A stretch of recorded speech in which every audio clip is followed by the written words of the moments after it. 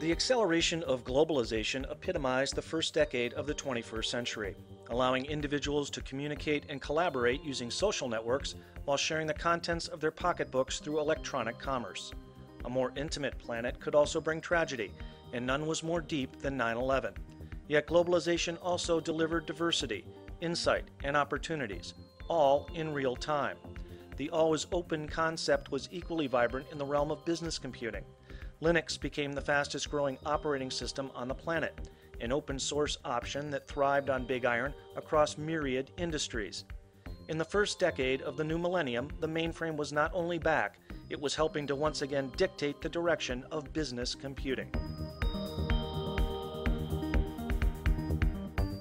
IBM has been very, very responsive to the marketplace and their customer demands and have morphed the mainframe into something that is as modern and as full function as every other technology, and even actually more so. We do our best to try to adapt any innovation from anywhere in the industry to take advantage of it and be able to deliver to our mainframe customers. The thing about the mainframe that's pretty exciting today is you consider that it's existed for 45 years now, yet it still continues to change every day to meet the business needs. Things that used to be significantly different between the mainframe and these other platforms have sort of faded into insignificance, and the same kinds of development languages, the same kinds of databases, the same kinds of interoperability with the networked world and the wired world and the internet world, all are fully supported and fully developed on the mainframes.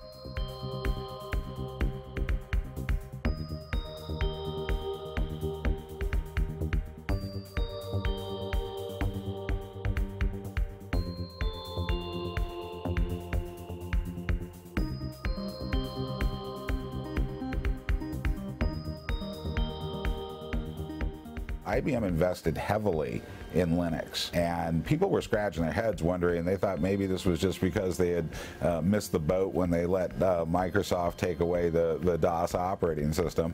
But the fact is that their Linux investment is paying off spades now. It was around 2001, and we had just begun this journey towards Linux running on the mainframe.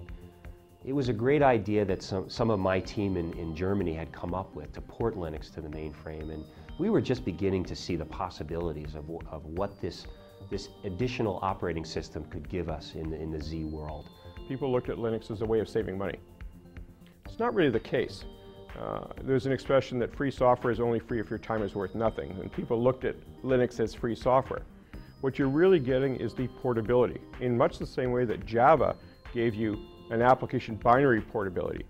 Linux has the same operating system, as we say Linux is Linux is Linux, on x86, Power, mainframe, so you could pick the best hardware platform to meet your workloads. Today we look at, I'd say, maybe 15–20% of our mainframe customers are running Linux production workloads. And I'll give credit where credit is due here, and that's Google.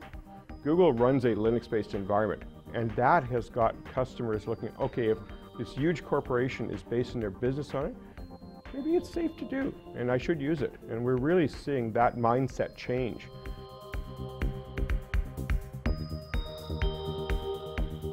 It's often asked, why are mainframes different? We can deliver vertical scale.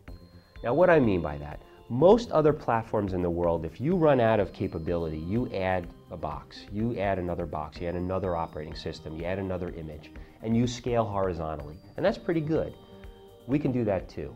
But what we can also do is vertical scalability. And that means that you could have a workload running that for some reason is not meeting its goals. You're not meeting your service level agreements. We can literally scale up that application while it's running. That would be the equivalent of adding horsepower to a car while you're driving on the highway.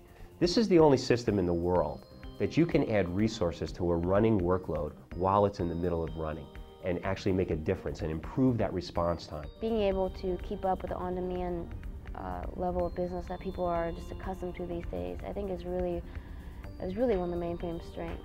We have most recently used IBM's capacity on demand facility. Almost instantaneously, you can upgrade your machine for MIPS, turn them on, turn them off whenever you want, and we have used it during some of our peak periods during the month. You don't need to upgrade your machine physically, you don't need to have anybody touch the box, open it up, power it down. You go through the process, the code is downloaded, your machine is up and running, and when you don't want it anymore, you just undo it and then it goes away. The mainframe is a platform of choice for many, many kinds of applications. It's still today the most secure, the most scalable, able to sustain the highest kinds of transaction volumes and data volumes at the lowest cost per transaction.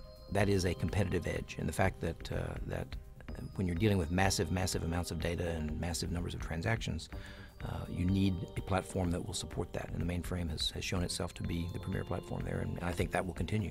As long as investment continues, as long as customers continue to demand more, the mainframe community will continue to deliver more. With the first decade of the new century coming to a close, the future of the mainframe was wide open, with 1,600 applications introduced on the platform between 2007 and 2010.